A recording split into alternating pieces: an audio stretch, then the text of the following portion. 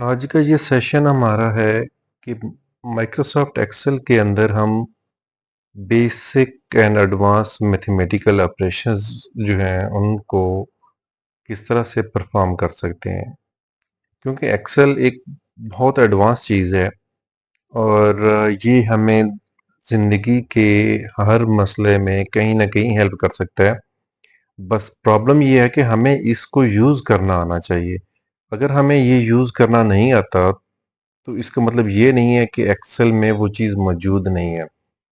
उसमें प्रॉब्लम ये हो सकता है कि हमें वो चीज़ आती नहीं है। तो उसी तरह से ये जो आज का हमारा लेसन है, ये है मैथमेटिकल ऑपरेशन के हवाले से कि हम वो माइक्रोसॉफ्ट एक्सेल के अंदर किस तरह से परफॉर्म करेंगे। अब मैथमेटिकल ऑपरेशंस क्या है? मैथमेटिकल ऑपरेशंस हैं कि जो हमारे plus minus multiplication division equality inequality. अब इक्वालिटी क्या है कि जी एक नंबर दूसरे के बराबर है, वो हमने चेक करना है। एक नंबर दूसरे से बड़ा है, वो हमने चेक करना है। एक छोटा है, दूसरा बड़ा है, वो चेक करना है। तो ये आप जिन मैथमेटिकल ऑपरेशंस के बारे में सोच सकते हैं, ये जो आपने कहीं पे पढ़े हैं, वो सारे हम माइक्रोसॉफ्ट एक्सेल के अंदर परफॉर्म कर सकते हैं। तो इसमें आपने जब भी कहीं पे भी माइक्रोसॉफ्ट एक्सेल को यूज़ करना है, खास करके हम जो मैथमेटिकल ऑपरेशन यूज़ करते हैं, तो ये हमारे पास एक फार्मूला की सूरत में होते हैं। एक्सेल के फार्मूले होते हैं, कुछ फंक्शंस होते हैं, कुछ फार्मूलाज होते हैं। फंक्शंस क्या हैं? वो हमारे पास प्री बिल्ट जो है इन बिल्ट फार्मूलाज हैं कि जो ऑलरेडी एक्सेल ने लिख दिए कि जी बनाने वालों ने माइक्रोसॉफ्ट ने उसमें ऐड कर दिए। कुछ फार्मूलाज होते हैं कि जिनको हम एक्सेल फंक्शन को यूज़ करके खुद से कोई चीज़ बना रहे होते हैं, कोई खुद से फार्मूला डिफाइन कर लेते हैं। तो ये दो चीज़ें हैं, थोड़ा सा इनको ध्यान में रखिएगा। और दूसरा, जब भी हम कोई एक्सेल फार्मूला या एक्सेल फंक्शन लिखते हैं और स्टार्ट करते हैं, तो वो स्टार्ट होता है विद एक इक्वल साइन। यानी कि आपने अगर दो नंबर्स को जमा करना है, तो हम क्या लिखेंगे? इज इक्वल टू 2+3, ठीक है, या 2-3, या 2/3, 2 × 3। तो ये सारी चीज़ें हम उस तरह से यूज़ कर सकते हैं। ये चीज़ें हम विद इन वन सेल भी कर सकते हैं और ये भी कर सकते हैं कि हम मुख्तलिफ सेल्स सेल्स का आपको पहले हम बता चुके हैं कि जो एक एक्सेल का जो बॉक्स होता है वो सेल कहलाता है। तो डिफरेंट सेल में मौजूद वैल्यूज़ को भी हम यूज़ कर सकते हैं। जैसे हम यहाँ पे सी और डी कॉलम में लिख रहे हैं, हमारे पास 20 एंड 20 है। तो इस पे जब हम मैथमेटिकल ऑपरेशन करना चाहेंगे तो हम क्या करेंगे? इज इक्वल टू को साइन देंगे और उसके बाद हमने क्या करना है? पहले सेल का या पहली एक वैल्यू का रेफरेंस देना है। अब रेफरेंस क्या होता है कि जब इक्वल के बाद आप किसी और सेल पे क्लिक करते हैं तो वो आपको एक डॉटेड लाइन सर्कल करती नजर आती है। इसका मतलब ये होता है कि आप उसको रेफरेंस कर रहे हैं उस सेल को। अब देखें ये यहाँ पे सी क्या है? C3 लिखा आ रहा है। C3 बेसिकली उस 20 सेल का रेफरेंस नंबर है, ठीक। और फिर प्लस D3 क्या है? वो नेक्स्ट जो वैल्यू है उसका सेल रेफरेंस नंबर है। यानी कि हम ये कर रहे हैं कि C3 में जो वैल्यू है और जो D3 में जो वैल्यू है, हम उन दोनों को ऐड कर रहे हैं। एक 20 है, एक 30 है, तो दोनों ऐड होके हमारे पास क्या बन जाएंगे? 50 बन जाएगी। दोबारा ध्यान कीजिएगा कि जब भी हम कोई वैल्यूज ऐड करते हैं या मैथमेटिकल ऑपरेशन को या इक्वालिटी करते हैं, तो हमने क्या करना है? सेल्स को उनका रेफरेंस देना है। रेफरेंस क्या है? उस कॉलम का नेम और उस रो का नेम। रो नेम यानी कि 1 2 आगे वो चलता जाता है और कॉलम नेम क्या है? ABC, वो आगे चलता जाता है।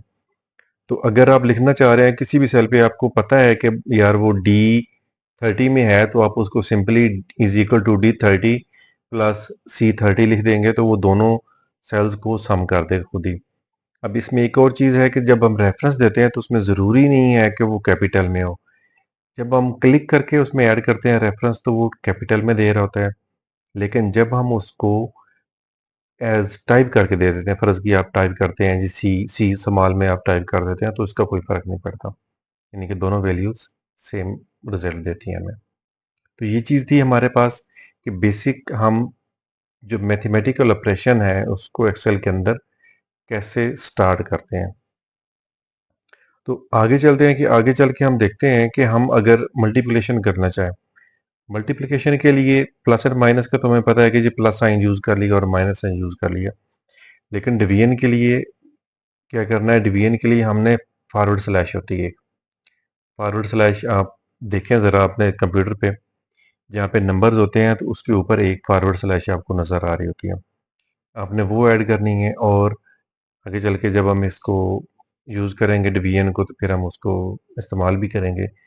और जो मल्टीप्लिकेशन है उसके लिए स्टेरिक यूज़ होता है, वो भी आपकी स्क्रीन पे कीबोर्ड पे आपको मिल जाएगा। अब ये तो चीज़ें होगी बेसिक के 4-5, ये क्या होता है नंबर्स, मैथमेटिकल ऑपरेशन बेसिक जो है, मल्टीप्लिकेशन, डिवीजन, सब्ट्रैक्शन और एडिशन। अगर आप उसको करना चाहें ग्रेटर देन और लेस देन को, तो वो आपके पास एक इक्वल, जहाँ पे आपका क्वेश्चन मार्क होता है वहाँ पे शिफ्ट के साथ आपके पास दोनों ये इक्वल टू, ग्रेटर देन और लेस देन की भी सिंबल्स मौजूद होती हैं, तो आप उनको यूज़ करते हैं। तो ये बेसिक सारी चीज़ें आप इनको इस तरह से इस्तेमाल करके कर सकते हैं। तो चलिए हम दोबारा से ज़रा देखते हैं कि एक बेसिक मैथमेटिकल ऑपरेशन कैसे होगा। With equal sign, then reference number of first cell, and then हमारा जो भी मैथमेटिकल ऑपरेशन है उसकी सिंबल, और फिर सेकंड रेफरेंस नंबर। हम एक से ज़्यादा भी रेफरेंस नंबर दे सकते हैं, लेकिन उनके दरमियान कोई ना कोई मैथमेटिकल ऑपरेशन होना चाहिए। जैसे आप अगर 3 सेल हैं, तीनों को जमा करना चाह रहे हैं, तो पहला सेल जमा दूसरा सेल जमा तीसरा सेल, जिसमें वैल्यू है वो तीनों को कर दें। और अगर आप चौथा भी है, पाँचवें भी, सारे आप उसमें ऐड करते जाते हैं विद प्लस साइन या माइनस साइन या डिवीजन साइन, मल्टीप्लिकेशन साइन जो भी होगी। तो ये इस तरह से हमारे पास होते हैं। आगे चलते हैं मज़ीद। अभी इसके लिए यहाँ पे थोड़ा सा पॉज़ करते हैं और आगे देखते हैं कि जी हम इनको किस तरह से लेके चलना है बाकी डिफरेंट साइन के साथ। डिवीजन के लिए हमने क्या करना है कि डिवीजन के लिए हमने एक फॉरवर्ड स्लैश यूज़ करनी है। तो चलिए हम देखते हैं, हमारे पास एक वैल्यू 1000 है और दूसरी वैल्यू 10 है। तो हम क्या करेंगे, equal to sign, then forward slash. Equal to sign के बाद हमने पहले वैल्यू देनी है जिसको हमने डिवाइड करना है, जो ऊपर हमारे पास वैल्यू आती है। तो उसका सेल रेफरेंस नंबर क्या है, D5, वो हमने लिख दी है। और फिर फॉरवर्ड स्लैश, ये जो हमारे पास सिंबल है ये क्या है, ये फॉरवर्ड स्लैश है। और फिर हम दूसरा अपना सेल रेफरेंस नंबर दे देंगे E5 का। तो हमारे पास रिजल्ट क्या आ रहा है, क्योंकि 1000 डिवाइड बाई 100 का 10 करें तो हमारे पास आंसर 100 आता है। तो ये इस तरह से हम कैलकुलेट कर सकते हैं।